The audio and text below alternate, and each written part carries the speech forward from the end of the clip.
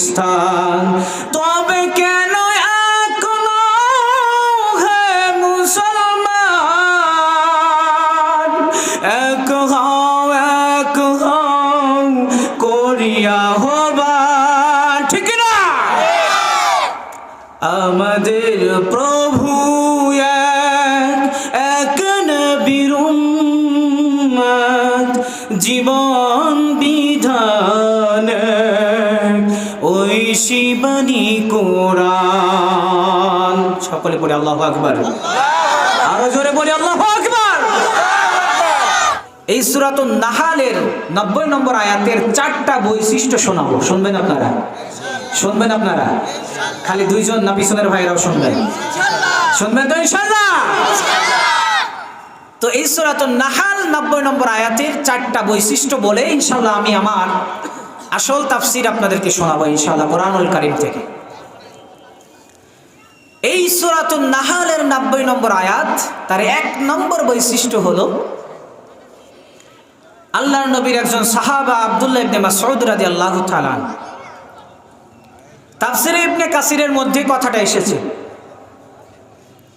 আব্দুল্লাহ ইবনে মাসউদ রাদিয়াল্লাহু তাআলা আনহু বলেন যে আল্লাহ রাব্বুল আলামিন যে এই সূরাতুন নাহালের 90 নম্বর আয়াতটা নবীর উপরে নাজিল করেছেন, এই সূরাতুন নাহালের 90 নম্বর আয়াতের মধ্যে গোটা ইসলামের সার সংক্ষেপ, সার নির্যাস, নবীজির 63 বছরের জিন্দেগীর সকল সুন্নত, আদর্শ, মতাদর্শ, জীবন আদর্শ পরিপূর্ণভাবে আল্লাহর এই এক সূরা নাহলের 90 আয়াতের মধ্যে চলে এসেছে। সুবহানাল্লাহ। এক কথাই যদি বলতে হয় তাহলে এই সূরাতুন নাহলের 90 নম্বর আয়াতটা হলো জাওয়ামিউল কালিম, অর্থাৎ সকল কিছুকে সমন্বয়কারী। এই সূরার মধ্যে কোরআনের 114টি সূরা, মতান্তরে 6666টা আয়াত, এই সব কিছুর সার নির্যাস এই এক আয়াতের মধ্যে চলে এসেছে। সুবহানাল্লাহ। আরেকটা সুসংবাদ আমি আপনাদের শোনাই। কোরআনুল কারীমের অনেক সূরা শুনে, অনেক আয়াত শুনে, কোরআন তেলাওয়াত শুনে অনেক মানুষ মুসলমান হয়েছে, শুনেছেন আপনারা? শুনেছেন না? কিন্তু যে আয়াতগুলো শুনে মানুষ সবচেয়ে বেশি মুসলমান হয়েছে, তার ভিতর থেকে সব থেকে উত্তম, উৎকৃষ্ট 1 নম্বরের যে আয়াত, সেটাই আমি পড়েছি। সুবহানাল্লাহ বলেন। এই আয়াত পড়ে অনেক মানুষ মুসলমান হয়েছে। তো এই সূরাতুন নাহলের 1 নম্বর বৈশিষ্ট্য হলো যে এই সূরাটার মধ্যে গোটা কোরআনের, গোটা নবীজি 63 বছরের জিন্দেগীর সার সংক্ষেপ, খুলাসা, সার নির্যাস এই সূরার এই আয়াতের মধ্যে রয়েছে। সুবহানাল্লাহ। 1 নম্বর বৈশিষ্ট্য। 2 নম্বর বৈশিষ্ট্য হলো আল্লাহ পাক রব্বুল আলামিন এই সূরার মধ্যে আমাদেরকে 3টা মেসেজ দিয়েছেন করার জন্য, আর 3টা মেসেজ দিয়েছেন ছাড়ার জন্য। 3টা মেসেজ করণীয়, 3টা মেসেজ বর্জনীয়। তাহলে মোট কয়টা হয়েছে? আরো জোরে বলেন। এই 6টা মেসেজ আল্লাহ পাক আমাদেরকে এই সূরার এই আয়াতের মধ্যে দিলেন। 3টা করণীয়, 3টা বর্জনীয়। এই 6 আয়াত, এই 6 আদেশ আল্লাহ পাক রব্বুল আলামিনের পক্ষ থেকে আমরা পেয়ে যদি যেই 3টা মানার সেটা মানতে পারি, যেই 3টা ছাড়ার সেই 3টা যদি ছেড়ে দিতে পারি, আল্লাহর জান্নাতে যাওয়া সহজ হয়ে যাবে। সুবহানাল্লাহ। আরো জোরে বলেন সুবহানাল্লাহ। ও মুসলমান ইমানদার আল্লাহর গোলাম,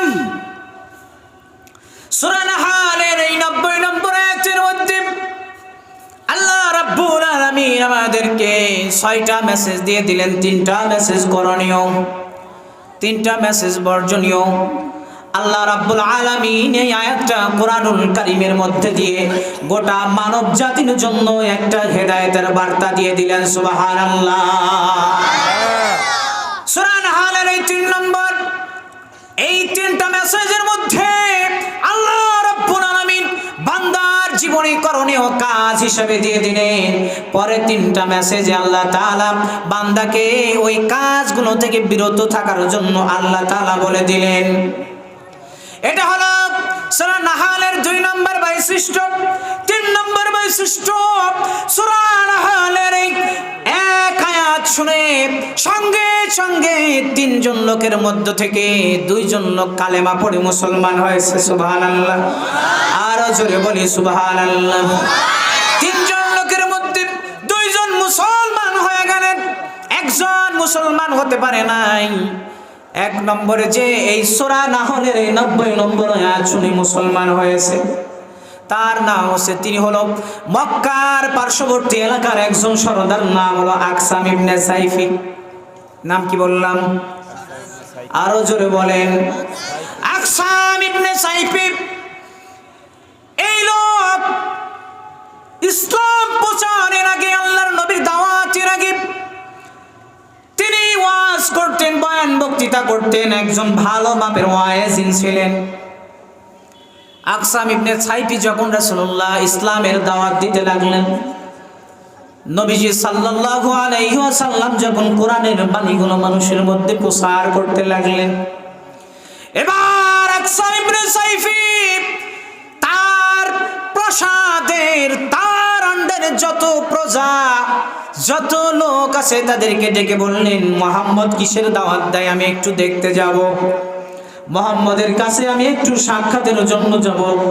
একজন লোক ডাক দিয়ে বলে, সর্দার আপনি না গিয়ে মনে হয় 2 জন লোক পাঠায় দিলে ভালো হয়। প্রথমে আপনি 2 জন লোক পাঠান মুহাম্মাদের কাছে সাল্লাল্লাহু আলাইহি ওয়াসাল্লামের কাছে, 2 জন লোক পাঠায়া দেন, কি বলে শুনেন, তারপরে আপনি না হয় যায়েন। এবার সরদার আকসাম ইবনে সাইফি 2 জন লোক পাঠায় দিলেন নবীজির কাছে। পাঠানোর আগে তাদেরকে বলে দিলেন, 2টা প্রশ্ন তুমি মুহাম্মাদের কাছে যে করবা। 1 নম্বর প্রশ্ন হলো মান আনতা, তুমি কে? আর 2 নম্বর প্রশ্ন হলো ওয়ামা আনতা, তুমি কি? 1 নম্বর প্রশ্ন হলো তুমি কে, আর 1 নম্বর প্রশ্ন হলো তুমি কি। বুঝতে পারছেন আপনারা? আকসাম ইবনে সাইফির বার্তা বাহক দূত চলে গেল মুহাম্মাদুর রাসূলুল্লাহ সাল্লাল্লাহু আলাইহি ওয়াসাল্লামের কাছে।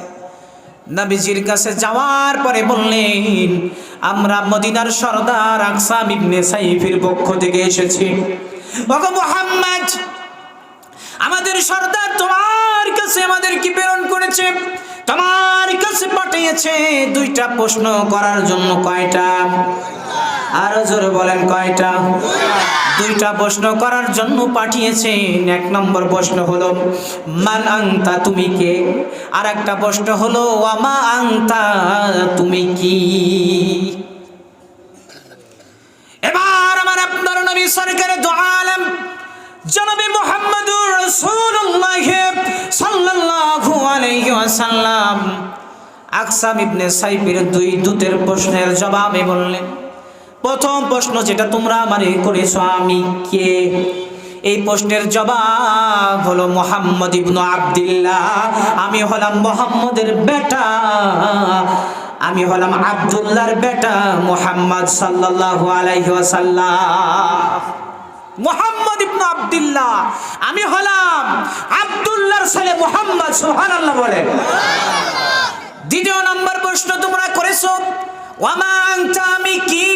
আমি হলাম আব্দুল্লাহ ওয়া রাসূলা, আমি হলাম এক আল্লাহ রাব্বুল আলামিনের বান্দা এবং তার রাসূল। জোরে জোরে বলে সুবহানাল্লাহ। এবার আকসাম ইবনে সাইফির 2 দূতের 2 প্রশ্নের জবাব যখন রাসূলুল্লাহ দিয়ে দিলেন, প্রশ্নের জবাব দেওয়ার পরে এবার নবীজি তাদেরকে বলছেন, আর কোনো প্রশ্ন তোমাদের আছে? এবার 2 বার্তা বাহক বলে, না না, আর কোনো প্রশ্ন নাই। এবার নবীজি তাদেরকে বললেন, যদি তোমাদের কোনো প্রশ্ন না থেকে থাকে তাহলে আমি তোমাদেরকে এখন এই মাত্র নাজিল হওয়া একটা আয়াত তোমাদেরকে শোনাতে চাই, যে আয়াতটা শুনে তোমরা তোমাদের সর্দারকে গিয়ে শোনাবে। সুবহানাল্লাহ বলে।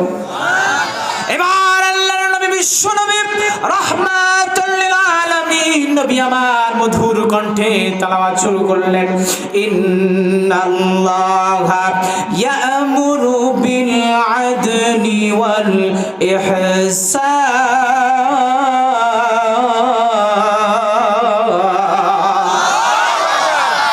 ইন্নাল্লাহা ইয়া'মুরু বিল আদলি ওয়াল ইহসান ওয়া ইতা'i যিল কুরবা ওয়া ইয়ানহা আনিল ফাহশাই ওয়াল মুনকারি ওয়াল বাগই ইয়া'iযুকুম লা'আল্লাকুম তাযাক্কারুন।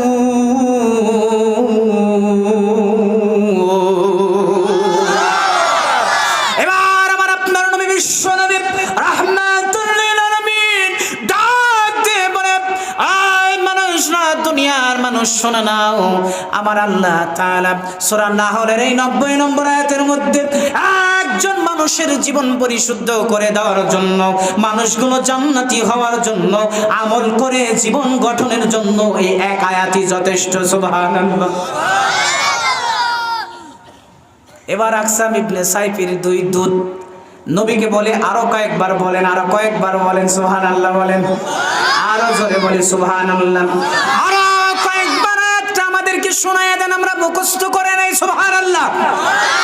আরো কয়েকবার নবীজি শোনায় দিলেন। এবার তারা এই কোরআনুল কারীম সূরা নাহলের 90 নম্বর আয়াতটা মুখস্থ করে নিলেন। মুখস্থ করে নেওয়ার পরে আকসাম ইবনে সাইফের কাছে চলে গেলেন। যাওয়ার পরে বলে, ও সরদার, দুনিয়াতে এত মধুর সুর আর কোন জায়গায় আমরা শুনি নাই, এত মধুর কথাও শুনি নাই।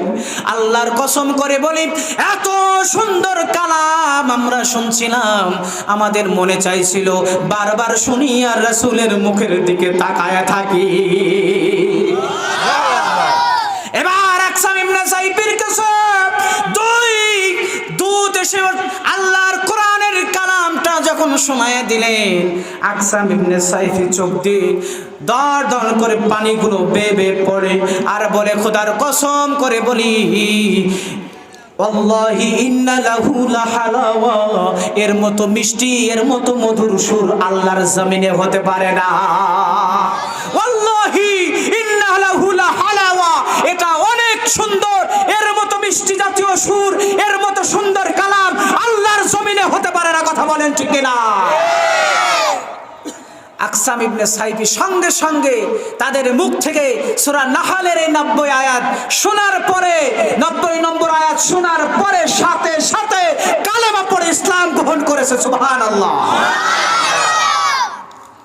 এই হলো একজন, তিনজনের একজন যিনি শোনা মাত্রই মুসলমান হয়েছে। সুবহানাল্লাহ বলেন।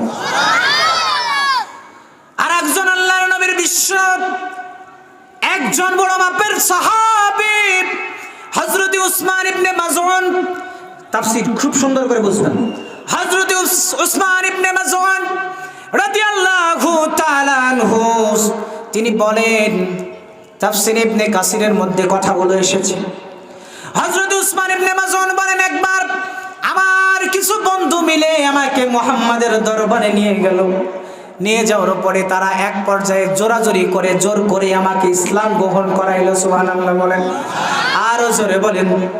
কিন্তু আমি যখন রাসূলের দরবার থেকে ফিরে আসলাম, আসার পরে মনে মনে চিন্তা করলাম, আমি কি ইসলাম গ্রহণ করে ভুলই করলাম নাকি ঠিক করলাম? দ্বিধা দ্বন্দ্বের মধ্যে পড়ে গেলাম, কাজটা কি ভুল হলো নাকি ঠিক হলো?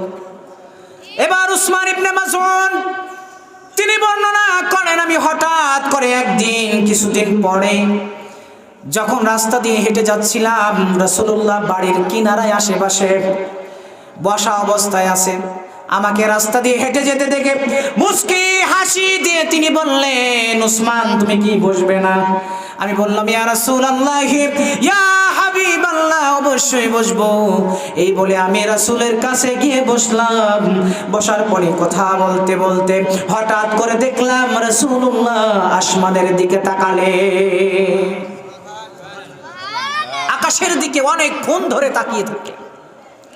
তাকিয়ে থাকার পরে হঠাৎ করে দেখলাম তিনি আস্তে আস্তে মাথা নামিয়ে মাথাটা ডান দিকে ঘুরিয়ে ডান দিকে মাথাটা নিচ করে কিছুক্ষণ সময় এভাবে মাথা দাঁড়াচ্ছেন আর ওইদিকে নিচু হয়ে আসেন। কিছুক্ষণ পরে দেখলাম মাথা উঠালেন, আকাশের দিকে মাথা করলেন।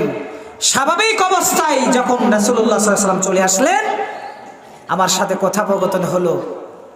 আমি রাসূলকে বললাম, ইয়া রাসূলুল্লাহ, ইয়া হাবিবাল্লাহ, আপনাকে এমন কিছু কাজ আজ করতে দেখেছি যেটা ইতিপূর্বে আপনি করেন নাই। নবীজি উসমান ইবনে মাযউনকে বললেন, কি করতে দেখেছো? সাহাবা রাসূলকে বলছেন, ইয়া রাসূলুল্লাহ, আপনি উপরের দিকে মাথা উঠিয়েছেন, দীর্ঘক্ষণ তাকিয়ে থেকে আবার মাথা নিচ করে ডান দিকে তাকিয়ে থেকে আপনি মাথা নিচ করে মাথা নাড়াচ্ছিলেন, মনে হচ্ছিল কেউ আপনাকে কিছু বোঝাচ্ছেন আর আপনি ওইগুলো বুঝতেছেন। সুবহানাল্লাহ বলেন। তারপরেই তো আপনি স্বাভাবিক অবস্থায় আমার সাথে কথা বলছেন। রাসূল বলছেন, তুমি সব দেখেছো? উসমান ইবনে মাযউন বলছেন, ইয়া রাসূলুল্লাহ, আমি সব দেখেছি। সুবহানাল্লাহ। এবার উসমান ইবনে মাযউন রাসূলকে ডেকে বলে, ও গো নবী, ও দয়ার নবী, মায়ার নবী, আমি সব দেখেছি, সব আমার নিজের চোখে দেখলাম। নবীজি বললেন, তুমি দেখেছো?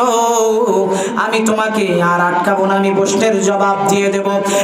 এই মাত্র হযরতে জিবরিল আমার কাছে নাজিল হয়ে কোরআনুল কারীমের সূরা 16 নম্বর সূরা নাহলের 90 নম্বর আয়াত আমার কাছে মাত্র নাজিল করে দিল।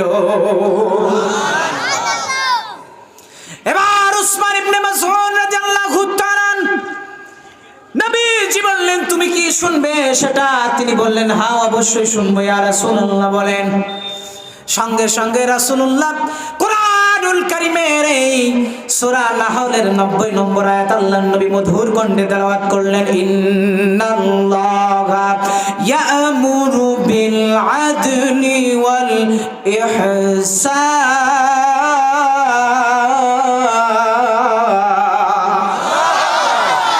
وإيتاء ذي القربى وينهى عن الفحشاء والمنكر والبغي يعظكم لعلكم تذكرون।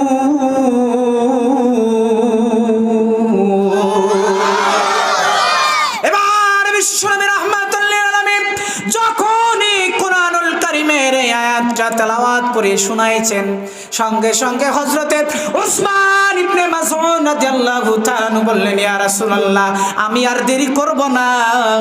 আমার মধ্যে যে সংশয় ছিল, যে সন্দেহ ছিল, ইসলাম এনে ভুল করলাম না ঠিক করলাম, খোদার কসম করে বলি, আল্লাহর আসমানের নিচে জমিনের উপরে এর থেকে মধুর কালাম আর হতে পারে না।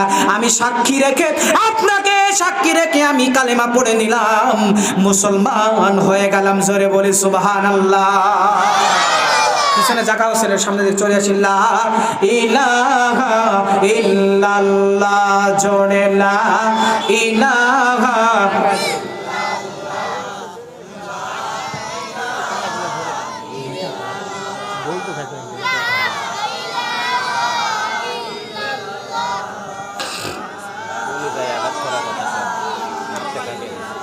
লা ইলাহা ইল্লাল্লাহু মুহাম্মাদুর রাসূলুল্লাহ সাল্লাল্লাহু আলাইহি ওয়াসাল্লাম।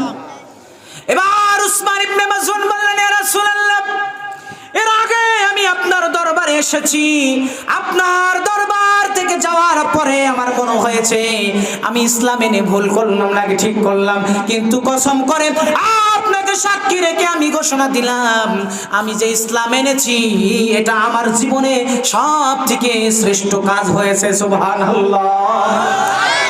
তো এই আয়াত পড়ে এই উসমান ইবনে মাযউন এই সাহাবীও শুনে ইসলাম গ্রহণ করেছে। সুবহানাল্লাহ। তো আমি বলেছিলাম 3 জন লোক এই আয়াত পড়ে সব থেকে আরবের মধ্যে 3 জন লোক বেশি প্রভাবিত হয়েছিলেন।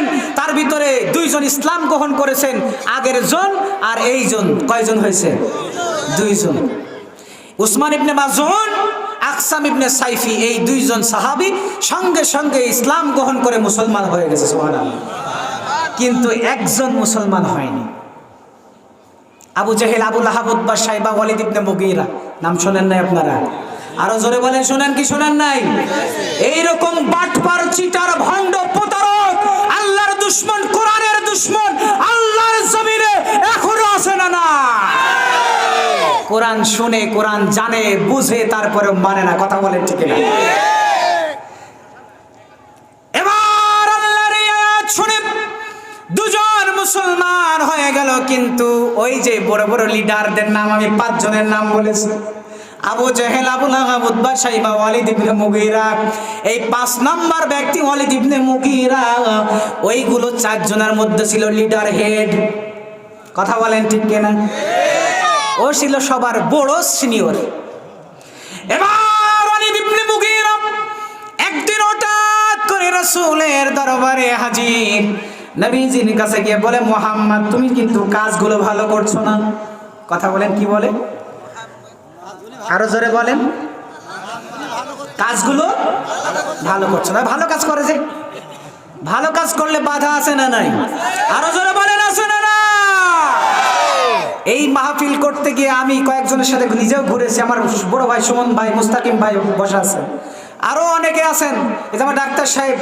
এই মানুষগুলো অক্লান্ত পরিশ্রম করে আজকের এই জান্নাতি বাগান সাজিয়েছে, আমরা তাদেরকে সাধুবাদ জানাই। কথা বলেন ঠিক না? কিন্তু এর মাঝেও আমি শুনতে পেয়েছি আল্লাহর কিছু পাগল বান্দা তারা এটাকে বন্ধ করে দেওয়ার জন্য কথা বলেছে। আরো জোরে বলেন। আর কোনো ভয় আছে? আর কোনো ভয় আছে? ধরে নিয়ে যাবে, জেলে পড়বে, কোনো কিছু সমস্যা? কোনো সমস্যাই নাই। তাহলে এত ভয় কিসের? কথা বলেন ঠিক না?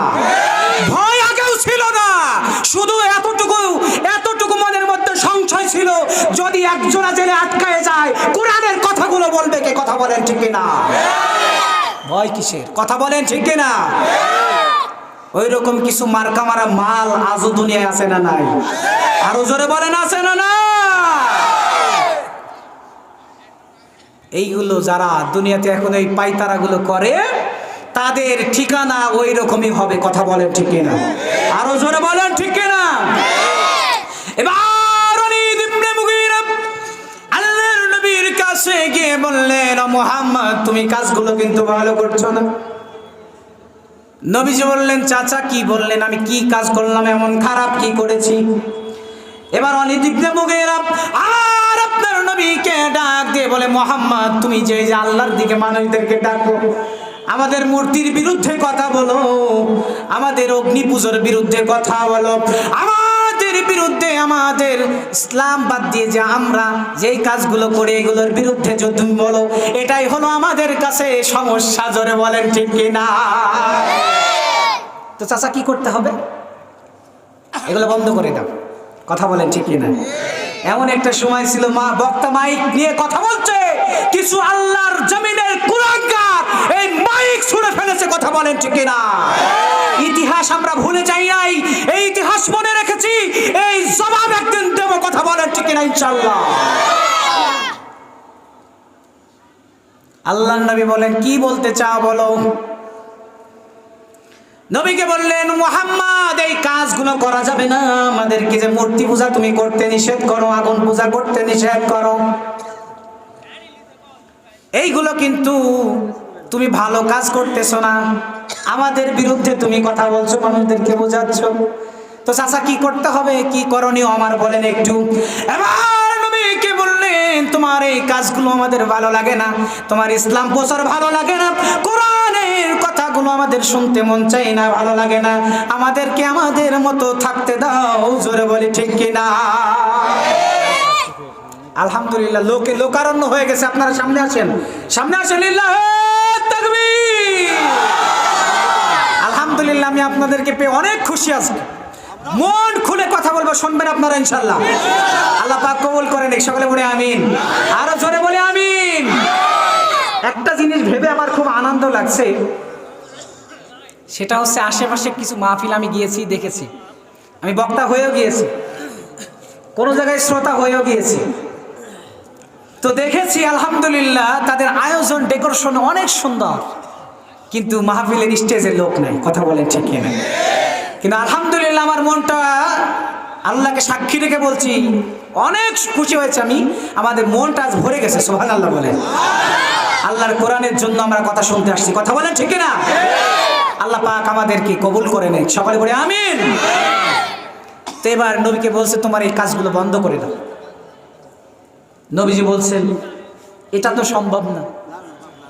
এবার নবীকে প্রলোভন দেখিয়েছে, লোভ দেখিয়েছে, যদি তুমি চাও এই আরবের সব থেকে সুন্দরী মহিলার সাথে তোমার বিয়ে দিয়ে দেব, যদি তুমি চাও তোমাকে ক্ষমতাসীন বানিয়ে দেব, যদি তুমি সম্পদ চাও সম্পদের পাহাড় তোমার সামনে সম্পদের স্তূপ করে দিব, তারপরেও তোমাকে এই কথা বলা থেকে বিরত থাকতে হবে। কথা বলেন ঠিক কিনা? নবীজি চুপে চাপে সব শুনছেন, শোনার পরে এবার শেষে বলছেন চাচা আপনার বলা শেষ, আর কিছু বলবেন আপনি? বলেন না, আর কিছু বলার নাই। এবার বিশ্বনবী রাহমাতুল লিল আলামিন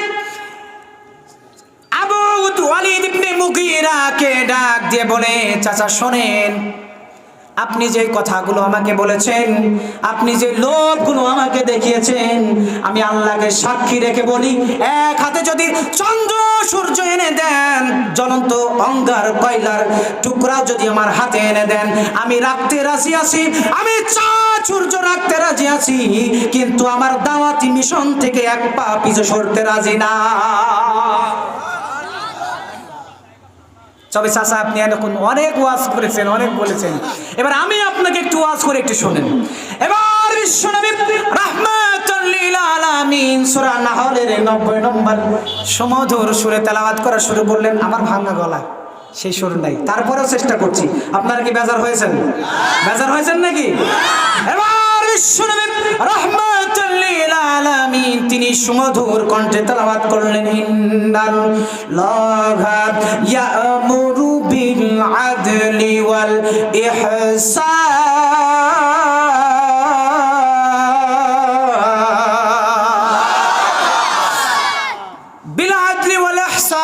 وإيتاء ذي القربى وينهى عن الفحشاء والمنكر والبغي يعظكم لعلكم تذكرون।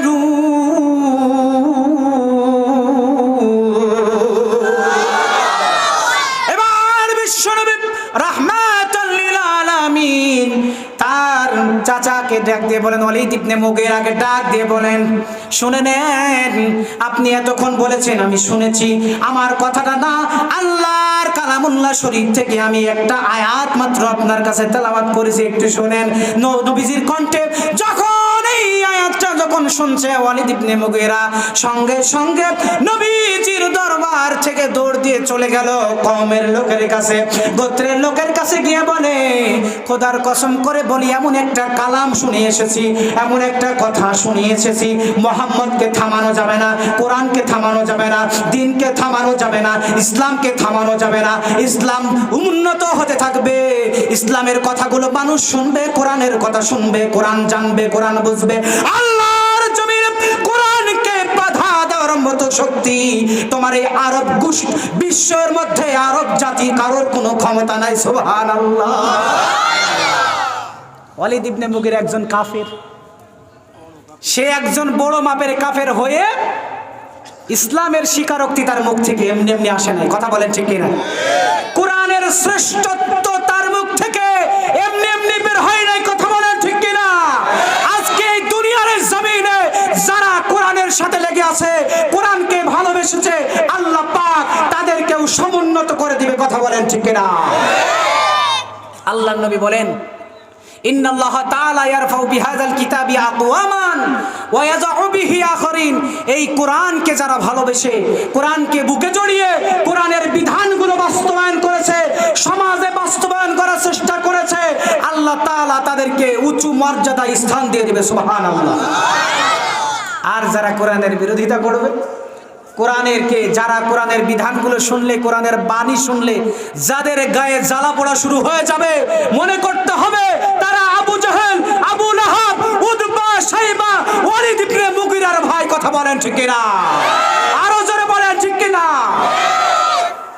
সুতরাং মনে রাখতে হবে এই কোরআনের শ্রেষ্ঠত্ব, কোরআনের মহত্ব আর কোরআনের বৈশিষ্ট্য কাফেরদের মুখ থেকেও প্রমাণিত হয়েছে। সুবহানাল্লাহ বলেন। আর আরো জোরে বলেন। যারা মোটামুটি কোরআনকে অপছন্দ করত তাদের মধ্য থেকে সে হলো সর্দার।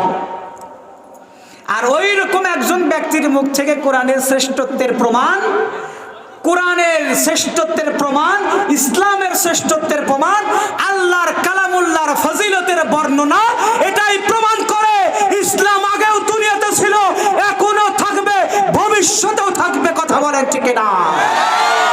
ইন্নাদ-দীন ইনদাল্লাহিল ইসলাম, আল্লাহর কাছে সবথেকে মনোনীত ধর্মের নাম হলো ইসলাম।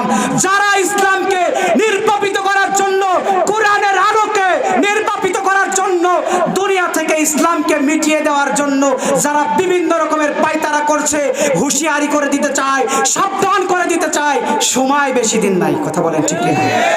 আরো জোরে বলে। একটা বাংলাতে কথা আছে, এই দিনই দিন না, আরো দিন আছে। কথা বলেন ঠিক কিনা? আরো জোরে বলেন ঠিক কিনা? আমরা সেই দিনের অপেক্ষায় আছি। দেখছেন না, একে একে ইসলামের বিজয় শুরু হয়ে গেছে। আলহামদুলিল্লাহ বলছেন আপনারা? ইনশাআল্লাহ এই বিজয় অব্যাহত থাকবে। কে চান তুই হাত তুলে দেখান। লিল্লাহি তাকবীর।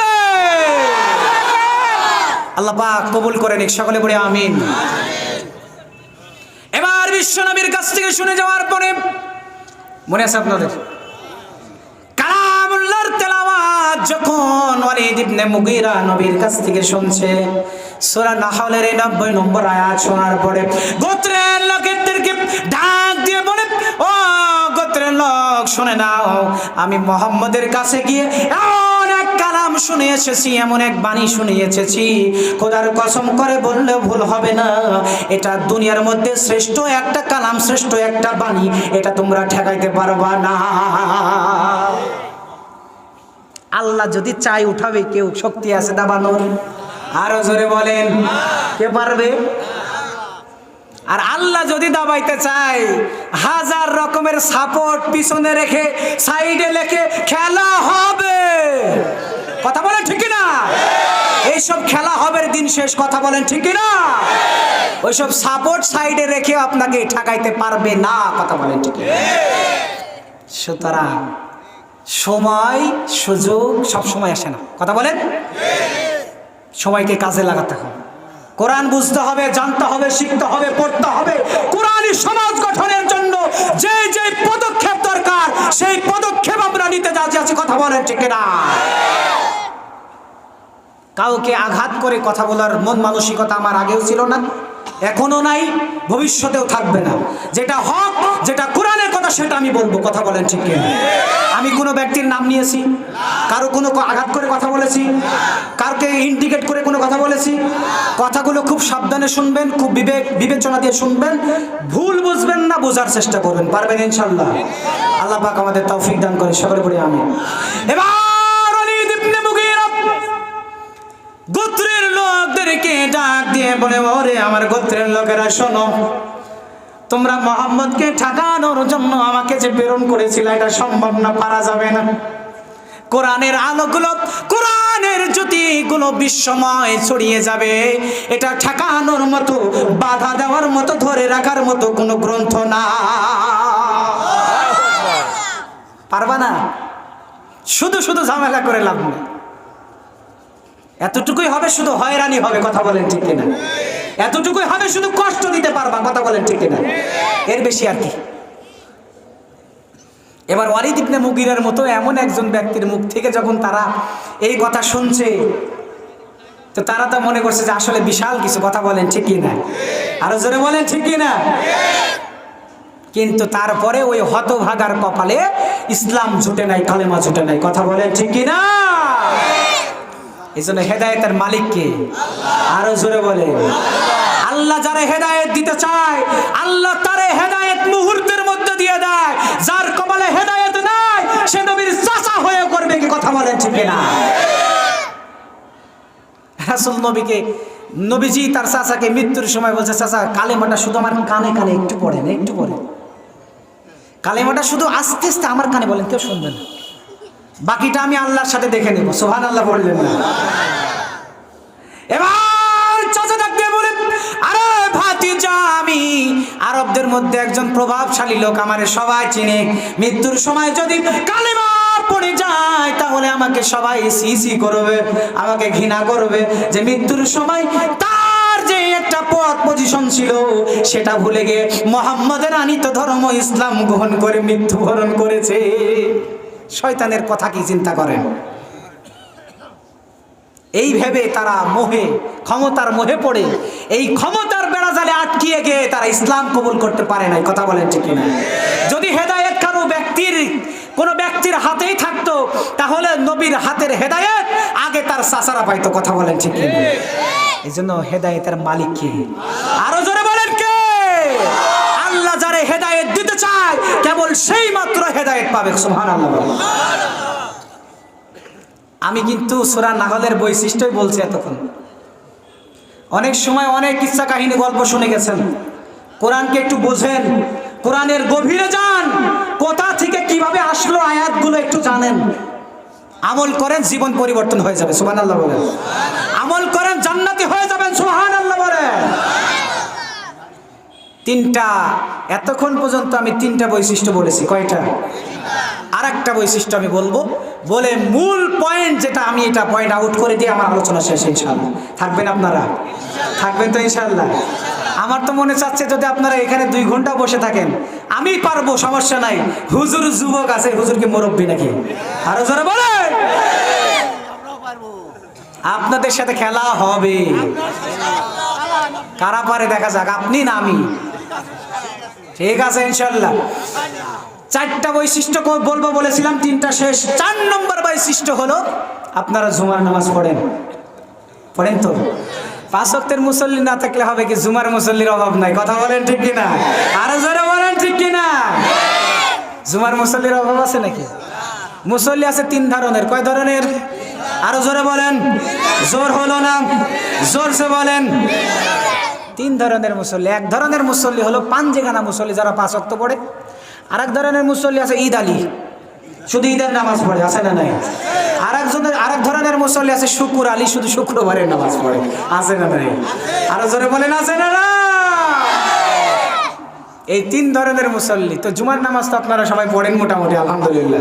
পড়েন তো ইনশাআল্লাহ? পড়েন আলহামদুলিল্লাহ? পড়েন তো? এই জুমার দিনে খুতবা কয়টা বাবজান? কয়টা খুতবা? এই যে দেখে মুসাবা লেগে গেছে, প্যাচ বেঁধে গেছে, কেউ 2টা 3টা বলে। কয়টা বলেন? 2টা খুতবা। কয়টা? আউয়াল সানি, প্রথম খুতবা, দ্বিতীয় খুতবা, আছে না নাই? এরা জানবে কেমনে? ওরা যাই তো হলো নামাজ শুরু হওয়ার 3 মিনিট আগে। কথা বলেন ঠিক না? ওরা 1:27 যাওয়ার লোক তো। খুতবা তো আগে একটা ইমাম শেষ করে ফেলছে 27-এর আগেই। কথা বলেন ঠিক কিনা? এবার 27 যখন শুরু হয়েছে, ইমাম তো 2 নম্বর খুতবার জন্য দাঁড়াইছে। তো ওই জিনিস তো আর আগে যাওয়া লোক না, ও তো গেছে হলো মসজিদে 1:27-এ। তো ও যায় দেখছে যে ইমাম 1 খুতবা পড়ে বসে নামাজ শেষ করে দিল। ও তো জানে একটাই খুতবা। কথা বলেন ঠিক কিনা? আছে না নাই? আরো জোরে বলেন, আছে না নাই? তো এই জুমার নামাজ, এর গুরুত্ব জানেন আপনারা? যেহেতু আমি ভেঙে ভেঙে কথাগুলো আপনাদেরকে কোনো জায়গায় ফাঁক ফোকর রাখি নাই, কিন্তু একদম সব একদম সমান তালে বলে যাচ্ছি, যাতে করে আপনারা বুঝতে পারেন। কথা বলেন ঠিক কিনা? আপনারা বেজার হচ্ছেন? বেজার হচ্ছেন নাকি? চলবে ইনশাআল্লাহ? ঠিক আছে। এবার জুমার নামাজে এই ধরনের মুসল্লিও আমরা পাই, যে যারা একামত দেওয়ার সময় দৌড়াইতে দৌড়াইতে আসে। আসে না নাই? আছে না নাই? আছে। কিন্তু এই জুমার খতিব সাহেব যারা আছেন, তাদের মুখ থেকে কোরআন হাদিসে যে কথাগুলো আসে, এইগুলো কখন কার একটা কথাই হেদায়েত হইতে পারে এটা কারো জানা আছে? কথা বলে জানা আছে? এক কথায়ও মানুষের হেদায়েত হয়ে যেতে পারে। কথা বলেন ঠিক কিনা? এই জন্য আপনারা আগে আগে যাবেন, আগে আগে যাবেন। আর জুমার নামাজের ফজিলত হলো 1 জুমা থেকে নিয়ে আরেক জুমা পর্যন্ত, এর মাঝখানে যত সগীরা গুনাহ আপনার হয়েছে, এই সব গুনাহ জুমার নামাজের বদলতে আল্লাহ মাফ করে দেয়। সুবহানাল্লাহ বলে। তাহলে আজ থেকে আগে যাবেন না পরে যাবেন? যদি আগে যাইতেন তাহলে আমি বলার সাথে সাথে বলে ফেলতেন হুজুর 2 খুতবা। কথা বলেন ঠিক কিনা? তো এটাই প্রমাণ করছে আপনারা পিছে যাওয়ার লোক। রাগ করছেন? বেজার হয়েছেন? আমার ওয়াজগুলো এরকমই, হাসি খুশির সাথে 2-4টা কথা বলে চলে যাব, আপনারা বুঝবেন, আমিও সুন্দরভাবে বলবো, আমল করে জান্নাতে যাব। কথা বলেন ঠিক কিনা? কোনো সমস্যা? 4 নম্বর বৈশিষ্ট্য সূরা নাহলের 90 নম্বর আয়াতের 4 নম্বর বৈশিষ্ট্য হলো জুমার দিন খতিব সাহেবরা 2টা খুতবা পড়ে কিনা? 2টা খুতবা দেওয়ার পরে এবার শেষ সানি খুতবা, শেষ খুতবার আগে একটা আয়াত কিন্তু জুমার খতিবরা পড়ে। খতিব সাহেবরা যখন পড়ে খুতবা শেষ হওয়ার আগে এটা পড়তে থাকে, ইন্নাল্লাহা ইয়া'মুরু বিল আদলি ওয়াল ইহসান ওয়া ইতাই যিল কুরবা ওয়া ইয়ানহা আনিল ফাহশাই ওয়াল মুনকার ওয়াল বাগই ইয়াইযুকুম লাআল্লাকুম তাযাক্কারুন।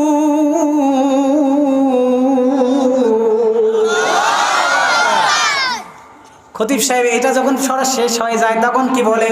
ফাজকুরুনি আযকুরুকুম ওয়াশকুরুলি ওয়ালা তাকফুরুন। বলতে দেরি, মুসল্লিরা দাঁড়াইতে দেরি হয় না। কথা বলেন ঠিক কিনা? মুসল্লিরা জানে এবার শেষ, যেই বলছে ফাজকুরুনি এমনিতে দাঁড়ায় যায়। কথা বলেন ঠিক কিনা? আমার মসজিদের যে ছেলেপেলে আছে আমি দেখি, লক্ষ্য করি, ওরা শুধু ওই শব্দটা উচ্চারণ করতে দেরি প্রতিযোগিতা লেগে যায় কে কার আগে দাঁড়াবে। আছে না নাই? আছে। তো এটা, এই যে আয়াতটা শেষে খতিব সাহেব বলে আপনাকে কি বোঝাতে চেয়েছেন জানেন?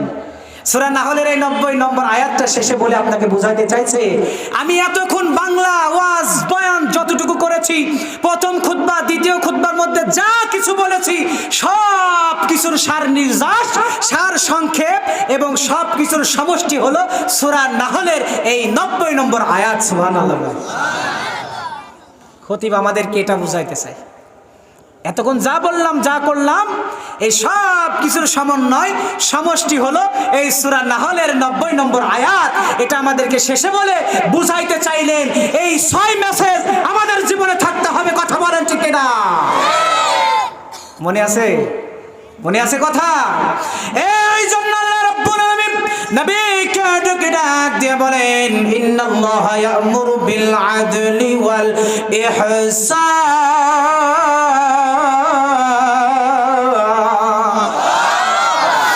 আল্লাহ রাব্বুল আলামিন ডাক দিয়ে বলেন, তিনি নিষেধ করেন নাই বরং আদেশ করেছেন আমাদেরকে। ইন্নাল্লাহা ইয়া'মুরু, আমরের সিগা আল্লাহ তাআলা আমাদেরকে আদেশ করছেন। ইয়া'মুরু, আল্লাহ তাআলা আমাদেরকে নির্দেশ দিচ্ছেন, আদেশ করছেন। ইয়া'মুরু বিল আদল, ইনসাফের আদেশ করছেন, ন্যায় বিচারের আদেশ করছেন, সমতার আদেশ করছেন। সুবহানাল্লাহ।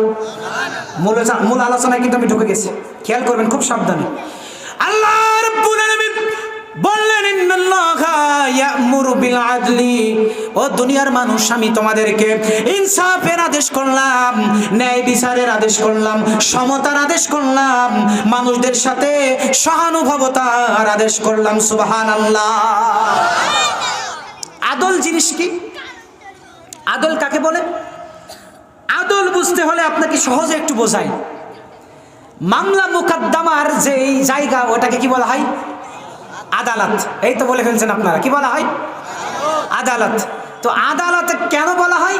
ওখানে বাদী বিবাদী দুই পক্ষের মাঝে কথোপকথন শুনে একটা ফায়সালা মীমাংসা সমান্তরাল ভাবে করে দেওয়া হয়। কথা বলেন ঠিক কিনা? এই জন্য ওটাকে বলা হয় আদালত। দেখবেন ওখানে দাড়িপাল্লার দুইটা, একটা চিহ্ন আছে, একটা দাড়িপাল্লা আছে, আছে না নাই?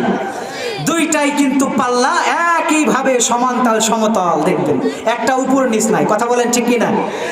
তো ওই আদালত মানে এই আদল থেকে ওই আদালত। সুবহানাল্লাহ বলেন। সমতা, সমতা, ইনসাফ, ন্যায় বিচার, সহানুভবতা, সহমর্মিতা, যেই ভাষায় যেইভাবে আপনি বলেন, এটা হলো ব্যক্তির জন্য আল্লাহর পক্ষ থেকে 1 নম্বর মেসেজ। সুবহানাল্লাহ বলেন। আমি বলেছি 3টা মেসেজ করণীয় আর 3টা মেসেজ বর্জনীয়। শেষে আমি ধরবো, শেষ একদম শেষ ফাইনালের সময় যখন আমার কথা শেষ, এই 6টা কথা একজনকে বলে যেতে হবে। পারবেন ইনশাল্লাহ? পারবেন তো ইনশাল্লাহ? খুব মনোযোগ দিয়ে শুনবেন। 1 নম্বর কথা হলো আল্লাহ পাক বান্দাকে আদেশ করছে আদল, ইনসাফ, ন্যায় পরায়ণতার। তো এই ন্যায় পরায়ণতা, আদল জিনিসটা কেমন? আদল জিনিসটা হলো সমতা, সুন্দরভাবে। একটু সামনে আসেন, পিছনে তো জায়গায় হয় না, একটু সামনে আসেন। লিল্লাহে তাকবীর। এ কি নজির দেখাইলেন আপনারা, একটা ইতিহাস হয়ে গেল। সুবহানাল্লাহ বলেন, আরো জোরে বলেন সুবহানাল্লাহ। লোকে জায়গায় দেওয়া যায় না, আমাদের স্টেজ কি এই স্কুল ফিল্ডে দেওয়ার দরকার ছিল নাকি?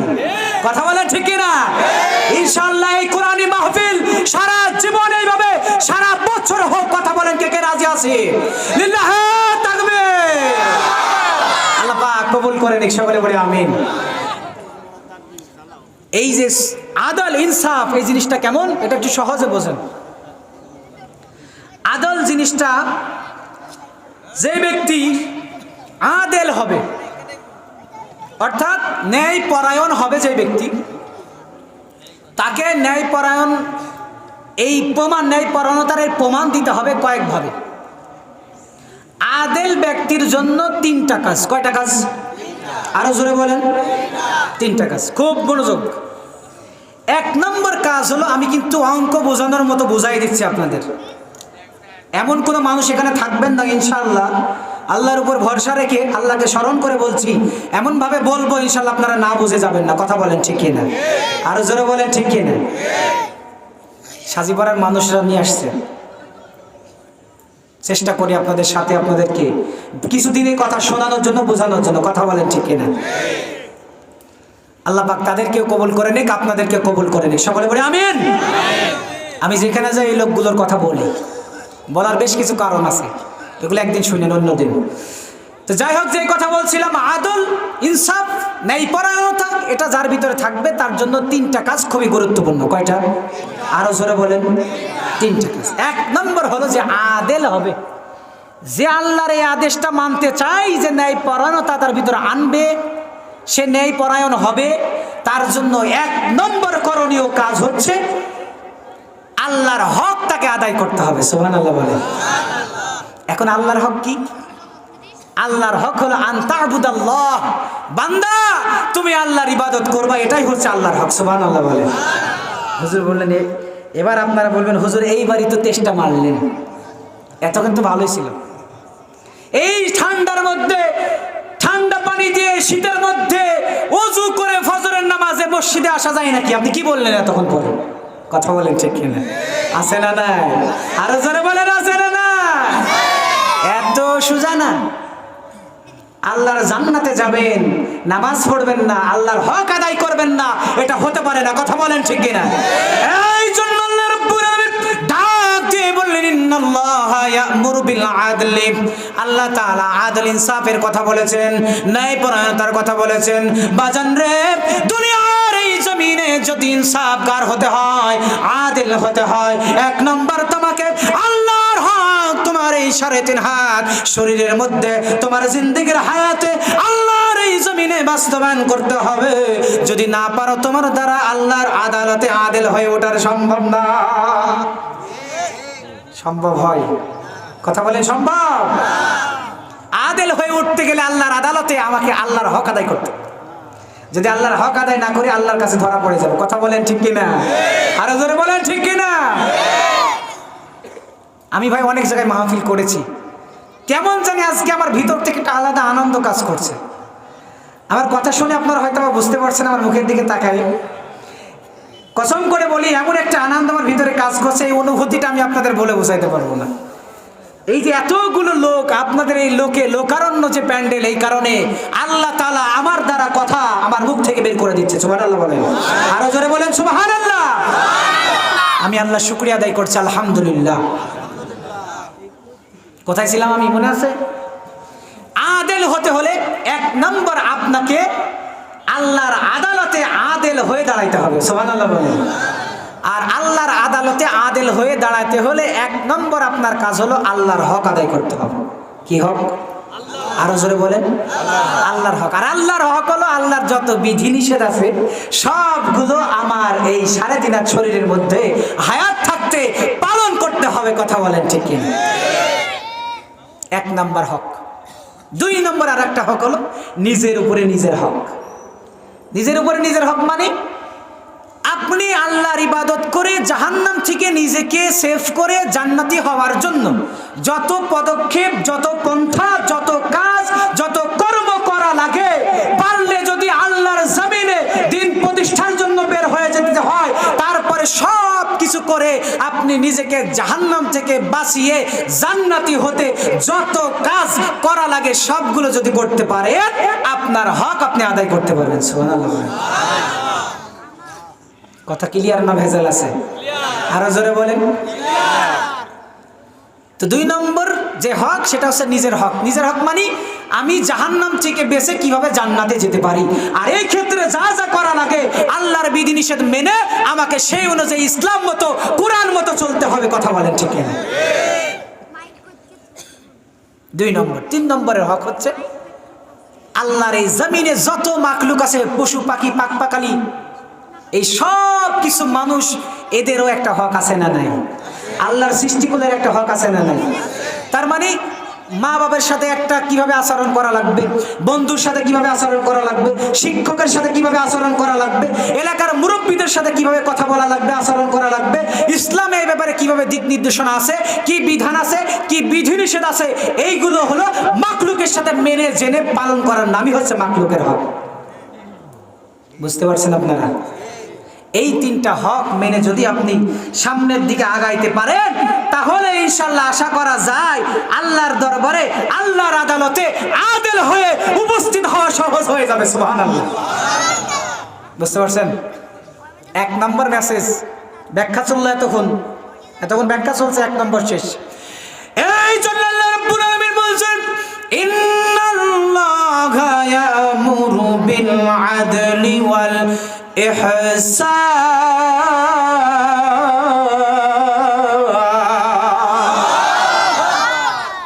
আদল, ইনসাফ, ন্যায় পরায়ণতা। ইনসাফ কেমন হতে হবে? সুষ্ঠু বিচার আজকে সমাজে যদি থাকতো সমাজ শুদ্ধ হয়ে যেত। কথা বলেন ঠিক না? আজ সমাজের মধ্যে যদি জুলুম নির্যাতনের স্টিম রুলার না চলতো, আল্লাহর এই জমিনের 1 ইঞ্চি মাটি ইসলাম শূন্য থাকতো না। কথা বলেন ঠিক না? আজকে জুলুমের কারণে, অত্যাচারের কারণে, নির্যাতনের কারণে, নিপীড়নের শিকার হয়ে মানুষ কোরআনের কথা বলতে ভয় পায়। কথা বলেন ঠিক না? এই জন্য ইনসাফের পাশাপাশি বিপরীত আর একটা জিনিস হলো জুলুম। কথা বলেন ঠিক না? আরো জোরে বলেন। এই জুলুম আল্লাহ নবী হাদিসের মধ্যে বলছেন এই জুলুম হচ্ছে কিয়ামতের দিন অন্ধকারের রূপ ধারণ করবে, পালানোর পথ পাবেন না। আল্লাহ বলছেন আইনাল মাফার, কোথায় পালাবে? আজকে দুনিয়াতে অনেক খেলা দেখাইছো, সেই দিন আল্লাহ খেলা দেখাবে। কথা বলেন ঠিক কিনা? আরো জোরে বলেন। আইনাল মাফার, আল্লাহ বলছেন কোথায় পালাবি? আজকে পালানোর কোনো রাস্তা নাই। এই জন্য ইনসাফ কেমন হতে হবে একটা উদাহরণ টেনে আমি আপনাদেরকে একটু ভালো করে বোঝাই দেই। আল্লাহর নবী বিশ্বনবী রাহমাতুল লিল আলামিন তৎকালীন সময় মদিনার প্রেসিডেন্ট নবীজি আমার নবীজির দরবারে একটা চুরির মামলা আসলো। একজন কুরাইশ গোত্রের মহিলা চুরি করেছে। ইনসাফ কেমন হবে এটা বোঝাচ্ছি, ভালো করে বুঝবেন। আল্লাহর নবীর দরবারে একজন মহিলা, কুরাইশ বংশের, নবীর বংশের একজন মহিলা চুরি করেছে। নবীজি কোন বংশে ছিলেন? আরো জোরে বলেন। ওই কুরাইশ বংশের একজন মহিলা চুরি করেছে। বিচার আসছে কার দরবারে? নবীজির দরবারে। এবার সাহাবারা মনে মনে চিন্তা করলো, আর একজনের সাথে মুখের দিকে তাকায় আর কথা বলে, পরামর্শ করে, নবীর বংশের মহিলা চুরি করেছে, নবীর বংশের তো মর্যাদার হানি হয়ে যাবে, নবীজি তো ছোট হয়ে যাবে, খাটো হয়ে যাবে, কি করা যায়? নবীকে গিয়ে একটু বলো, নবী তো ওই মহিলার হাত কেটে ফেলবে, চুরি করেছে তাই। কোরআনের বিধান কি? আমার আল্লাহ বলছেন চোর সে নারী হোক পুরুষ হোক যদি চুরি করে হাত কেটে ফেলো, আছে না নাই? আরো জোরে বলেন আছে না নাই? এই বিধান, কোরআনী বিধান যদি দুনিয়ায় থাকতো তাহলে আল্লাহর এই জমিনে চোর থাকতো না। কথা বলেন ঠিক কিনা? নাই বলে তো এখন চোরের সংখ্যা বেড়ে গেছে। কথা বলেন ঠিক কিনা? আমি কিছুদিন আগে শুনলাম আমাদের এলাকাতে খুব নাকি চুরি হচ্ছে, রাস্তাঘাটে ডাকাতি হচ্ছে। আমার বাবা আমাকে ফোন করে বলছে, আমি একদিন মাহফিলে গেছিলাম, আমাদের সাইবুল ভাইয়ের সাথে মামুন ভাই ছিল আড়ানিতে। তো মাহফিলে যাওয়ার আগে আব্বার সাথে কথা হয়েছে ফোনে। তো আব্বা বলছে কোথায়? আমি বলছি মাহফিলে আসছি, বাইক আছে। তা আব্বা বলছে পথের মধ্যে আমাদের এই পাশের এলাকায় ইউনিয়নে একজনকে মোটর সাইকেল সহ অনেকগুলো টাকা তার থেকে ছিনতাই করে নিছে, একটু সাবধানে চলাফেরা করতে হবে। তো এই চোরগুলো আবিষ্কার নতুনভাবে কোত্থেকে হইল? হ্যাঁ, আপনাদের বুঝতে বাকি নাই, আমার ব্যাখ্যা করা লাগবে না, এই চোর কারা, কথা বলেন ঠিক না? আরো জোরে বলেন। তো আল্লাহর জমিনে যদি কোরআনের আইন বাস্তবায়ন থাকতো, আল্লাহর জমিনে কোনো চোর খুঁজে পাওয়া যেত না, কথা বলেন ঠিক না? তো এবার সাহাবারা পরামর্শ করলেন, এ তো কুরাইশ গোত্রের মহিলা, নবীর বংশের মান ইজ্জত নষ্ট হয়ে যাবে, কি করা যায়? নবীকে বলো যেন একটু বিষয়টা, বিধানটা, আইনটা একটু হালকা করে তার হাত না কেটে একটা আঙ্গুল কেটে দিক। বুঝতে পারছেন আপনারা? এবার একজন আরেকজনের মুখের দিকে তাকায়, উমর ওসমান আলী একজন আরেকজনের মুখের দিকে তাকায়, আমিনা তুমি যাও, ও বলে আমিনা তুমি যাও, ও বলে আমিনা তুমি যাও, কথা বলেন ঠিক কিনা? এটা কোরআনের বিধান ভাই, কোরআনের রাত, রদ বদলের কোনো সুযোগ আছে? আরো জোরে বলেন আছে? কেউ সাহস পায় না। কি করা যায়? একজন হঠাৎ করে চালাক এক লোক, সে একটা পরামর্শ দিল, আমরা কেউ যাব না, এমন একজনকে পাঠাবো যে নাবালক বুঝে না, এবং নবীজি ওকে ভালোবাসা মহব্বত করে, আর ওর কথাটা নবী শুনবে। সুবহানাল্লাহ বলেন, আরো জোরে বলেন, পিছনের ভাইয়েরা বলেন। পরামর্শ করা হলো, কে যাবে? সাহাবারা তো কেউ যাওয়ার সাহস পায় না। এটা রাসূলুল্লাহ সাল্লাল্লাহু আলাইহি ওয়াসাল্লামের দরবার, অন্য কোনো দুনিয়ার দরবার না, কথা বলেন ঠিক কিনা? এবার সাহাবাদের মধ্য থেকে একজন ডাক দিয়ে বলে, আমরা কেউ যাব না, একজন নাবালেক ছেলেকে পাঠায় দাও, যার সাথে নবীজির ঘনিষ্ঠতাও ভালো, নবীজির সাথে সম্পর্ক ভালো, আবার ছেলেটা নাবালেক, নবীজির কথাও শুনবে। কাকে পাঠানো যায়? নবীজির পালক পুত্র হযরতে যায়েদ ইবনে হারেসার ছেলে হযরতে উসামারে পাঠায়া দাও। সুবহানাল্লাহ বলে। কি ব্যাপার, কি জিমায় গেলেন নাকি? হযরতে উসামারে পাঠায়া দাও। ছোট্ট পালক আবু শিশু, রাসূলুল্লাহর পালক পুত্র যায়েদ ইবনে হারেসা ছেলে, তার মানে রাসূলের, আরে হিসাব বোঝেন, রাসূলের নাতি, রাসূলের কি? রাসূলের নাতি, আমার আপনার নবী, বিশ্ব নবী, রাহমাতাল লিল আলামিন, দর নবী, মায়ের নবী হেনাল দিয়ে দেওয়ালের সাথে হেনাল দিয়ে আছেন। এবার উসামা ছোট্ট বালক রাসূলুল্লাহর কাছে গিয়ে রাসূলের পেটের উপরে শুয়ে, মাথাটা রাসূলের ঘাড়ের উপরে থুয়ে, মুখটা কানের কাছে নিয়ে, ওরে তো শিখাই দিছে বড় বড় সাহাবারা, মুখটা কানের কাছে নিয়ে গিয়ে বলে, ও দাদাজি, তোমার কাছে যে বিচারটা এসেছে এটা হলো কুরাইশ বংশের একজন মহিলা, সুতরাং বিচারটা হলো হাত কাটা, আপনি হাতটা না কেটে একটা আঙ্গুল কেটে দিলে মনে হয় ভালো হয়। কথা বলেন। এবার বিশ্বনবী রাহমাতুল লিল আলামিন নবী আবার দাঁড়ায় গেলেন রাগান্বিত হয়ে, মুখের মধ্যে নুরানি চেহারা, রক্ত জমাট হয়ে গেল। নবীজি রাগান্বিত হয়ে বলে, ও আমার সাহাবারা, এটাই ছেলের বাচ্চা, ছোট ছেলে, শিশুর কথা না, আমি জানি তোমরা কি বলতে যাচ্ছ, শুনে নাও, তোমাদেরকে আমি বলে যাই, এটা কেন আরব দেশের কুরাইশ বংশের মহিলা, গোত্রের মহিলা কেন, আমার নিজে ফাতেমাও যদি চুরি করত, আমি আল্লাহর বিধান বাস্তবায়ন করে তার হাত কেটে দিতে দ্বিধাবোধ করতাম না। ইনসাফ, এটার নাম ইনসাফ। নিজের মেয়ে যদি ফাতেমাও চুরি করত, আমি তার হাত কাটতেও দ্বিধাবোধ করতাম না। আর তোমরা আসছো কুরাইশ বংশের মহিলার হাত না কাটে তার আঙ্গুল কাটবো, এই সাহস তোমাদেরকে দিল, কথা বলেন ঠিক কিনা? ইনসাফ, এটার নাম ইনসাফ। আর ওই কথাই আল্লাহ আমাদেরকে বলছে, আদাল। এই জন্য আল্লাহ রাব্বুল আলামিন বললেন, ইন্নাল্লাহা ইয়া'মুরু বিল আদল। ব্যাখ্যা কোরআনে তাফসীর যদি করা শুরু করা যায়, এগুলা শেষ হওয়ার জিনিস না, কথা বলেন ঠিক কিনা? আরো জোরে বলেন ঠিক কিনা? দুনিয়াতে দেখবেন বিভিন্ন রকমের নাট্য, উপন্যাস, বই পত্র, গান বাজনা, কত রকমের জিনিস আছে। আপনি একটা জিনিস একবার শুনবেন, দুইবার শুনবেন, 3, 4 বার, 5 বারের বেলায় আপনার ভালো লাগবে না, কথা বলেন আছে না নাই? কুরআনুল কারীম আপনি যতবারই শুনেন, এটা ততবারই মধুর লাগবে, এটা ততবারই শুনতে মন চাবে, কথা বলেন ঠিক কিনা? নবীজি বললেন, আমার মেয়ে ফাতেমাও যদি চুরি করত, আমি তার হাত কাটতে দ্বিধাবোধ করতাম না। আর এটা কুরাইশ গোত্রের মহিলা, কথা বলেন ঠিক কিনা? এটার নাম হলো ইনসাফ, এটার নাম আদল। কিন্তু আমাদের সমাজে কি সেই ইনসাফ আছে? রাষ্ট্রে কি আছে? কথা বলেন আছে? যদি সমাজে, রাষ্ট্রে, দেশে প্রতিটা ক্ষেত্রে ইনসাফ আজকে সুন্দরভাবে প্রতিষ্ঠিত থাকতো, আল্লাহর এই জমিনে জুলুমের কোনো ঠাঁই থাকতো না, কথা বলেন ঠিক কিনা? জুলুম করার মতো দুঃসাহস কেউ দেখাতে পারতো না। ইনসাফ প্রতিষ্ঠা করতে হবে। রাজি আছি ইনশাআল্লাহ? আরো জোরে বলি রাজি আছে? লিল্লাহে তাকবীর। এক নাম্বার মেসেজ, আমি যে আলোচনা শুরু করছি এক আয়াতের উপরে, আমি অন্য অন্য জায়গায় আবল তাবল করে কথা বলিনি, শুধু এক আয়াতের উপরে কথা বলে যাচ্ছি। ইনশাআল্লাহ এখনো 2 ঘন্টা চালানো যায়। কথা বলেন ঠিক কিনা? আরো জোরে বলি ঠিক কিনা? কিন্তু আমার পরে তার একজন আছে না নাই? আপনারা তার শুনবেন না? শেষ করে মোনাজাত দিয়ে যাবেন। কে কে পারবেন হাত তোলেন। লিল্লাহে তাকবীর। আল্লাহ আমাদের কবুল করেন, সকলে বলি আমিন। তো এই হলো ইনসাফ। এইরকম ইনসাফ যদি প্রতিষ্ঠা করতে পারে, সমাজ শুদ্ধ হয়ে যাবে, গ্রাম শুদ্ধ হয়ে যাবে, দেশ শুদ্ধ হয়ে যাবে, জেলা শুদ্ধ হয়ে যাবে, থানা শুদ্ধ হয়ে যাবে, রাষ্ট্র শুদ্ধ হয়ে যাবে, গোটা পৃথিবীতে ইসলামের হাওয়া চালু হয়ে যাবে। সুবহানাল্লাহ। এই ইনসাফের কথা আমার আল্লাহ বলছেন, ইন্নাল্লাহা ইয়া'মুরু বিল আদলি ওয়াল ইহসান। আল্লাহ তাআলা বললেন, আমি তোমাদেরকে 1 নম্বর যে আদেশ করলাম সেটা হলো আদল ইনসাফ। 2 নম্বর আদেশটা হলো তোমরা মানুষের সাথে সৎ আচরণ করবা, মানুষের সাথে ভালো ব্যবহার করবা, উত্তম আচরণ করবা। কথা বলেন ঠিক কিনা? ইহসানপূর্ণ আচরণ মানুষের সাথে করবা।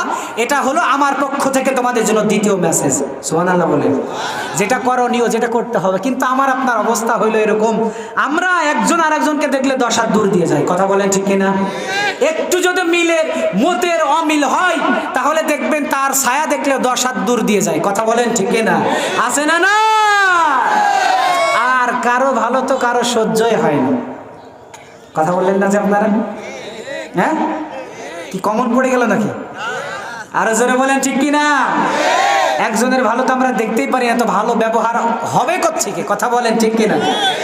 আমাদের অবস্থা কেমন জানেন? ছোট্ট একটা ঘটনা বলি। স্বপ্নের মধ্যে এক ব্যক্তির এসে বলছে যে তুই আমার কাছ থেকে যা চাবি আমি তোরে তাই দেবো, বল কি লাগবে তোর, তবে একটা শর্ত আছে। তো এই লোক বলছে দিবেন তো, তো শর্ত মর্ত কিছু দিয়ে দেন। বলে না দিব, তুই যা চাবি তাই পাবি, তে একটা শর্ত থাকবে না? একটা কথা হইল, একটা শর্ত আছে। কি শর্ত বলেন? তুই যা চাবি আমি তাই দিব, ঠিক আছে, কিন্তু তোর এই যে পাশের বাসার সব্দুল আলীর সাথে তোর যে ঝগড়া দ্বন্দ্ব, তোকে যা দিই তোরে একটা দিব আর ওরে দিব 2টা। এখন বলছে ও আমি 2 চোখে যারা দেখতে পাই না তারে আপনি 2টা দিবেন আর আমার একটা দিবেন, আপনার জিনিস আমার লাগবে না, আপনি নিয়ে যান। কথা বলেন ঠিক আছে না নাই? আরো জোরে বলেন আছে না নাই? সকালবেলায় বিবির সাথে আলোচনা করছে, বলছে যে রাত্রে তো এই কাহিনী হয়েছে। তখন বিবি বলছে মহিলাদের হঠাৎ বুদ্ধি ভালো। কথা বলেন ঠিক কিনা? উপস্থিত বুদ্ধি ভালো ওদের, চূড়ান্ত বুদ্ধি না থাকলে উপস্থিত বুদ্ধি ভালো। তো মহিলা বলছে, বাড়িওয়ালা গিন্নি বলছে, তুমি তো দেখছি পাগল, একটা হলেই তো পাইতাম, ওইটাও তো হাতছাড়া হয়ে গেল। আছে না নাই? আরো জোরে বলেন আছে না নাই?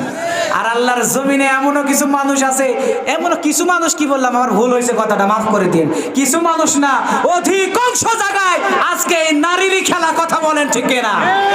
ঘরে বলেন, বাইরে বলেন, রাষ্ট্রে বলেন, আল্লাহ মাফ করছে, ভুল হয়েছে, রাষ্ট্রে নাই। কথা বলেন ঠিক কিনা? আরো জোরে বলেন ঠিক কিনা? আপনারা বেজার হয়েছেন? বাবাজি আমি কোনো দল মত কোনো এই সমস্ত কোনো দলাদলির কথা এখানে বলতে আসি নাই। আমি দল মত নির্বিশেষে সঠিক কথা বলতে এসেছি, কোরআনের কথা বলতে এসেছি। কথা বলেন ঠিক কিনা? ভুল বুঝবেন না। এবার কি হয়েছে? বউ বলছে তুমি তো এটাও তো মিস করে ফেললে, একটা হলে পাইতাম, সেটাও তো চলে গেল, একটা কাজ করলে তুমি, কি করা যায়? আচ্ছা ঠিক আছে, এবার যদি কোনোদিন আসে তাহলে আর মিস হবে না। কথা বলেন ঠিক কি না? এবার পরের দিন আসছে, হঠাৎ করে আসার পরে বলছে কিরে কিছু লাগবে নাকি? প্রথমবার তো নিছিলে না, এবার ডাকবে? বলে আজকে দেন, আমার একটা তো দিবেন, ওরে 2টা দেন, সমস্যা নাই। এবার তারা দিয়েছে, ওরে 2টা দিস। পরে দিন সকালবেলায় খোঁজ নিয়ে দেখছি না, আসলেই ওর বাড়ি 2টা। সুবহানাল্লাহ বলেন। এবার কিছুদিন যেমন পরে এই স্বপ্নের মধ্যে অনেক দিন পরে তার সাথে আবার সাক্ষাৎ করতে আসছে, কিরে আজ কিছু লাগবে নাকি? এবারে ব্যক্তি বলে আজকে আমি আপনার থেকে নেব না, আমি আপনারে দেব। কি ব্যাপার, আমারে দিবি মানে? তুই তো আমার থেকে নিছিস এর আগে, আর আমার থেকে সবাই নেয়, আমি দেই, তো তুই আমারে কি দিবি? বলে আপনি আজকে যাওয়ার সময় আমার একটা চোখ তুলে অন্ধ করে নিয়ে যাবেন, আর আমার পাশের বাড়ির যা সব্দুল আলী তার সাথে যে আমার দ্বন্দ্ব, তার 2টা চোখ নিয়ে যাবেন।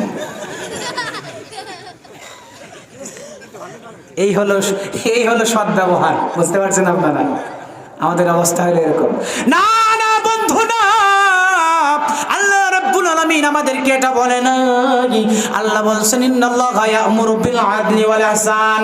আল্লাহ তাআলা বললেন ও দুনিয়ার মানুষ, আমি তোমাদেরকে তা বলি নাই, আমি তোমাদেরকে বলতে চাই, আমি তোমাদেরকে বোঝাতে চাই, তোমরা শুধু মানুষ না, দুনিয়ার প্রতিটা পশু পাখি প্রতিটা সৃষ্টি কুলের উপরে সৎ ব্যবহার করবে। এটার নাম হলো ইহসান। লম্বা আলোচনা ছিলাম, সংক্ষেপ করে দিলাম। এরপর আল্লাহ রাব্বুল আলামিন 3 নম্বর যে মেসেজ আমাদেরকে দিলেন, 3 নম্বর মেসেজ আল্লাহ পাক রব্বুল আলামিন আমাদের করণীয় দায়িত্ব হিসেবে আমাদেরকে শোনায় দিলেন, ওয়া ইতাইদিল কুরবা। আল্লাহ বলছেন দুনিয়ার জমিনে আত্মীয় স্বজন যেগুলো তোমাদের দুনিয়ার এই জমিনে আছে তাদের সাথে সৎ আচরণ করবে, তাদের হক তাদের প্রাপ্য তাদেরকে বুঝিয়ে দেবে। আত্মীয়দের হক আদায় করতে হবে, তাদের সাথে সদয় হতে হবে, তাদের হক নষ্ট করা যাবে না। কথা বলেন ঠিক কিনা? আল্লাহর জমিনে হক নষ্টকারী, মানুষের হক মেরে দেয় এমন লোক আল্লাহর জমিনে আছে না নাই? আরো জোরে বলে আছে না না? সুতরাং ওই মানুষগুলো যদি এখানে বসা থাকো তাহলে এই কথাগুলো ভালো করে বুঝে শুনে যেতে হবে। কথা বলেন ঠিক কিনা? এবং আমল করে জীবন পরিবর্তন করতে হবে। কথা বলেন ঠিক কিনা? আল্লাহ 3 নম্বর মেসেজ দিলেন, ওয়া ইতাইদিল কুরবা, এবং আত্মীয়দের নিকট আত্মীয় যারা আছে এই আত্মীয়দের হক তাদের প্রাপ্য তাদেরকে বুঝিয়ে দিতে হবে। সুবহানাল্লাহ। কিন্তু আল্লাহর জমিনে এমনও লোক আছে বোনদের যে প্রাপ্য যে অধিকার বাবার ওয়ারিশ সূত্রে রেখে যাওয়া সম্পত্তি তাদেরকে তারা বঞ্চিত করে, আছে না নাই? আরো জোরে বলে আছে না নাই? আবার আল্লাহর জমিনে কিছু লোক আছে তারা আত্মসাৎ করে, তারা জোর জবরদস্তি করে, তারা টিপসই নিয়ে অনেক মনের ভুলে অনেকে দিয়ে দেয়, না জেনেও দিয়ে দেয়, কায়দা কৌশলে লেখে নেয়, আছে না নাই? আরো জোরে বলেন আছে না নাই? বলে কি, তোরা তো পরের বাড়ি চলে গেছি, তোরা কি করবি এগুলা, যা 10,000 টাকা দিয়ে দেবেন। কথা বলেন আছে না নাই? আরো জোরে বলেন আছে না নাই? আপনার যেমন আপনার বাবার সম্পত্তির হক আছে, আপনার বোনেরও হক আছে না নাই? হ্যাঁ, তার আছে কম, আপনার বেশি, তো আপনি সেভাবে ভাগাভাগ করেন। তো তারে বঞ্চিত করলেন, এই হকের জবাব আল্লাহর আদালতে আপনাকে দিতে হবে কি হবে না? কথা বলেন ঠিক না? এই জন্য আল্লাহ রাব্বুল আলামিন বললেন, ও দুনিয়ার মানুষ, 1 নম্বর মেসেজ হলো, খুব ভালো করে বুঝবেন, 1 নম্বর মেসেজ হলো ইনসাফ করতে হবে। 2 নম্বর মেসেজ হলো আল্লাহর জমিনে যত মাখলুক রয়েছে সবার সাথে সুন্দর আচরণ ব্যবহার করতে হবে। 3 নম্বর মেসেজ হলো আত্মীয়দের সম্পর্ক ঠিক রেখে তাদের হক তাদের প্রাপ্যগুলো তাদেরকে দিয়ে দিতে হবে। কথা বলেন ঠিক কিনা? এই 3টা মেসেজ হলো আল্লাহর পক্ষ থেকে আমাদের জন্য করণীয় কাজ। মনে থাকবে? থাকবে মনে? আমি ধরবো, কথা শেষ করার আগে একজনকে ধরবো, দাঁড়ায় বলতে পারলে তার জন্য পুরস্কার আছে ইনশাআল্লাহ। আমার পকেটে যা আছে তাই দিয়ে দেবেন। হুজুর আপনি আগেই মনে মনে চিন্তা ভাবনা করে নিয়ে আসছেন, তাই তো দিবেন। কথা বলেন ঠিক কিনা? আরো জোরে বলেন ঠিক কিনা? আছে না নাই তাও তো একটু চেক করা হইল না। আল্লাহ তাআলা আমাদের এই মহব্বতকে কবুল করে নিক। সকলে বলে আমিন। আরো জোরে বলে আমিন। তো যাই হোক, যে কথা বলছিলাম যে আল্লাহ পাক রব্বুল আলামিন আমাদেরকে এই দুনিয়ার এই জমিনে চলার জন্য আমরা কিভাবে জান্নাত পেয়ে যাই, জান্নাতে যাওয়ার জন্য যে কাজগুলো করা দরকার সেইগুলোই আমাদেরকে দুনিয়া থেকে করে যেতে বলেছেন। কথা বলেন ঠিক না? 3 মেসেজ। 1 মেসেজ আল্লাহর জমিনে ইনসাফ প্রতিষ্ঠা করতে হবে। 2 নম্বর মেসেজ হলো মানুষের সাথে সমস্ত সৃষ্টিকুলের সাথে সদাচরণ করতে হবে। 3 নম্বর মেসেজ হলো আত্মীয়দের হকগুলো বুঝিয়ে দিতে হবে। কথা বলেন ঠিক না? আল্লাহ রাব্বুল আলামিন 3টা আদেশ করার পরে 3টা মেসেজ আমাদেরকে বলে দেওয়ার পরে এবার আল্লাহ বলছেন, ওয়ায়ানহা আনিল ফাহশাই ওয়াল মুনকারি ওয়াল বাগই ইয়াইযুকুম লাআল্লাকুম তাযাক্কারুন।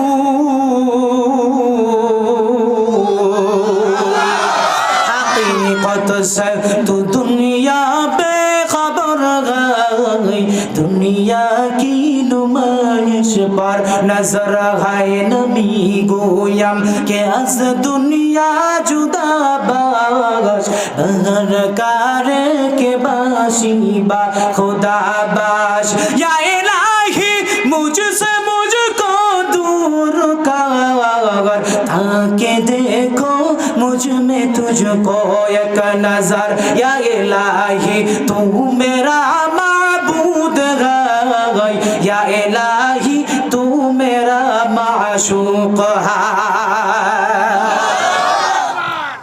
আল্লাহ রাব্বুল আলামিন আদেশ তিনটা করলেন, তিনটা নিষেধ। বাজান একটু একটা মিনিট, তিনটা নিষেধ করে আল্লাহ রাব্বুল আলামিন আমাদেরকে বললেন অশ্লীলতা করা যাবে না। কি বললাম?